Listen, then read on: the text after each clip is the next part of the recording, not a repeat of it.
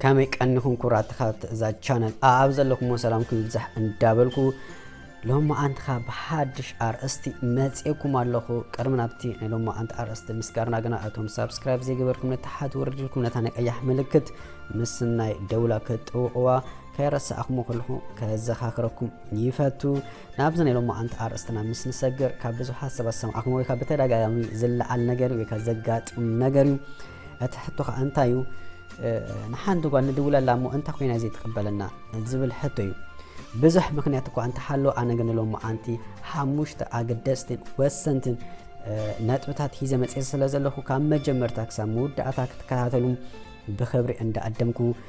نابتي أرستنا ويكا نابتي نتبتات كنسجر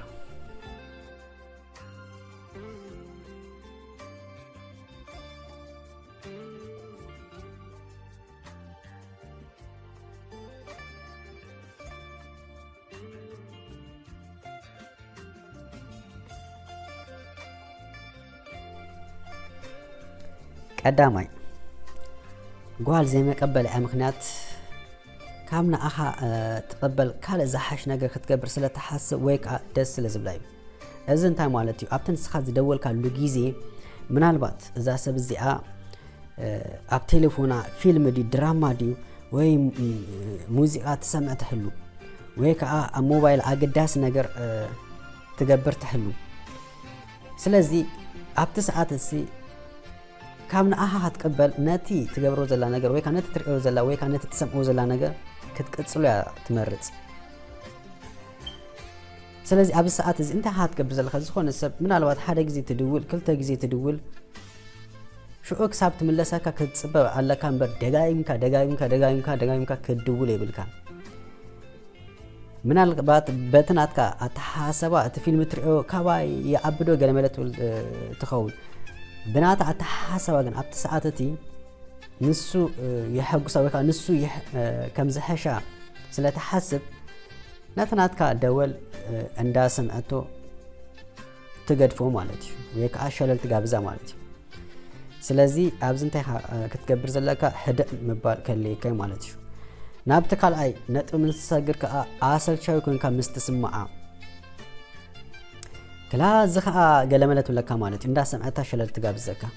اسكمان قالوا مس اصل شو يسب كزارب زدلي هجي قال يسب كزارب كله بقى عقل زود عقل زصبب سوالو سلازي كمزي لا مستحسبك كون اها هتقبل كال بفل ابز هجي غزي مالي مزناقي نغر አለው አብ ቲክቶክ እንደ ህድራ ሰጢማ ቻው አኸል አይድ ዝክራ ካነ በኡጌ ረሐለም ክትብልያ አብ ኢንስታግራም ከሙ አብ ፌስቡክ አብ ስናፕቻት አምንታይና ሞክኑ ነው ስለዚህ አሰልቻው ይኮን ከተሰማ አንድ ህርኩንካ ካለ መዘናግ ነገር ስለዘለ አው ከዳ እንተ ከተዘናጋ ትመርጽ ማለት ነው ስለዚህ በስተኻለ ከመጠን አሰልቻው አይተኹን ምሳሐከሙ ጌራ እንደ ህድራ ቃሪጻትካ زي ما قبل أمكنات خوني خلي مالتي سالساي قلتيف كزرابا خزيت ود أنت هونكا نبل من عمنت تدول اللامش سئلك بزي 4 نتبي اساس للسماتك طرح من البات تمجمرتا سمعك تحاويسات اللي عليك بزي 4 نتبي سئلك تلفلف أراك قدامي ما قلت تسمعك تون كلاي ما قلت تسمعك ما برا حمشك تدول كل حاجه كلا زخا 4 نتب زي ولات ولا كسلازي يتقبلك انا بفلاي كترخوا نتخل قال بتليفون نقصرا نمحز انت زي كوينو سئلك 10 30 4 دقيقه لما مزراو ايدلن قصرا كتحز اندحر دليخا كمزي حمزه مالتي يتأمك دي اوكي ودي خلخا ويك ادحا تقبر كمي حديركي كمي ويلكي كمي امسخي ودي خلخا تراكب عند حركينكا اتي بتليفون تزاربو باخال يكون لك سلازي ابطاخا نزلا قال قصرا نمحاز ويك اقداس ነገር نمحتات وين سلامتا انت زي كوينو كاب حموشتا شدشد نلعالي كتزارب يبلكان كواخا نزرح حساب نبعلو قال يسوالو ملو مشت بتليفون كقلل زحدر مالتي كاباخا نزرحق سم مالتي ويكا نزيترخبو سب اوكي مسؤ مقلال ويكا مسأ مقلال صبقوكا انت خونا ግን حسابو بتليفون 4 ساعات كتزارب 4 ساعات اوشت 4 ساعات كندي زጠቅም ነገር كግበር ይካአል ማለት ስለዚህ ሸህ ጊዜ ካባካ ተርሐቀ ዳንበር እቲ ሰዓታት ውስን ኮን ከላለው እቲናትኩም እንታይ ዝባሃለቲ ዝምድና ወይ ካትናትኩም ሙዋሐድ ማንታን ከይጠፍእ ግድን ክትዘራው ስለዚህ ተራኸው ወይ ስለዚህ ተራአ ግድን ክትዘራው ክትቀሉ ለኩም ግን እንታይ ዝባሃል መጠኑን ሰዓቱን ጊዜውን ዘሐለው ሆናለው ማለት ስለዚህ እዛ ጓል እዚኣ በሐፈሻ ዘረባ ጀሚሩ አይውድን ኢላ እንደ ህርዳ ሐሲባ አይትቀበለካነ በነፍስኻ እንደው ሐሰብ እንደ ህርዳ ዝኾነ ሰብ ዘረባ ዘብዛሐልካ እንደ ህርኩን ክላ እዝኻ አይውድን ኢልካ ሸለል ትጋብዞ ማለት ወይካት ጋብዛ ማለት ስለዚህ ንስኻ በንጻሩ ከሙ ዘረባኻ ዘይትውድ እንደ ህርዳ አኩንካ አይት ክትቀበለካነ ስለዚህ ክትዘራረቡ ኩልኩም ሕጽር ዝበለ ዘረባ ተዛሪብኩም ወዶ አከለ 4 ነጥቢ መበል ራብአይ ምክንያት ከአንታዩ ምናልባት ዘይ መቀበል ምክንያት እዚ ሰብ እዚ ንፍቅሪ ከሓተኒ ንእርክነት ወይ ከአ ሻሂ ከስተይክ ክብለኒ ወይ ከአ ንውፃእ ክብለኒ ኢላ ምስተሓስ ወይ ከአ ምስተፈርሕ አይትቀበለካኒ ነዝሕቱ ምናልባት በተደጋጋሚ አልኢልካላ ትኾን ወይ ከተለላ ትኾን ሕጂ ከንታይ ክብሉ ኢላ በተሓደት ስከፍ በተሓደ ስለዚ ድልኻ እንዳ ሰምዕታ እንዳ ረአይታ ትገድፋ ማለት እዩ ስለዚህ ደጋጊምካ ፈቲንካ እንደ ህርዳ ዘይ ሰሊጥካ እንታይ ክትገብር ዘለካ ሰላሕልካ ጥራሕኻ መስመርካ ክትቀይር ዘለካ አይደለትካ አኸል 4 ነጥብ እንታይ ሓሞ ክትገብር ናይ ሙድኣታ ሓሙሽ ነጥብኻ ቀንድን ኣገዳስን ከኣ እዛ ጓል እዚኣ ኣብ ልዕለኻ ተገዳስነት ምዝይህልዋ እዛ ሰብ እዚኣ ንኣኻ ከም እርክነት ድዩ ከም ምሕዝነት ድዩ ከም ሕውነት ዘይጥምተካ እንተ ኮይና ወይ ከዓ ምሳኻ ዝኾነ ነገር ዘይረኣያ እንድሕር ኮይኑ ኣይትቅበለካን እያ ሕጂ ገሊ ሰብ እንታይ ይገብር በቃ ቁፅሪ ቴሌፎን ስለዝወሰደ ወይ ከዓ ሓደ ክልተ መዓልቲ ስለስተዛረበቱ ስኢሉ በቃ በዚ ዕረፍቲ ይድውለላ ሽዱሽተ ሸውዓተ ጊዜ ሞ ንበልና ኣምነ ደውልካ ኣይተቀበለትካ ማለት እንታይ ማለት እዩ ኣይግደሰልካኒ ኣይተርሌንናኻ ካብ ህይወተይ ውፃእ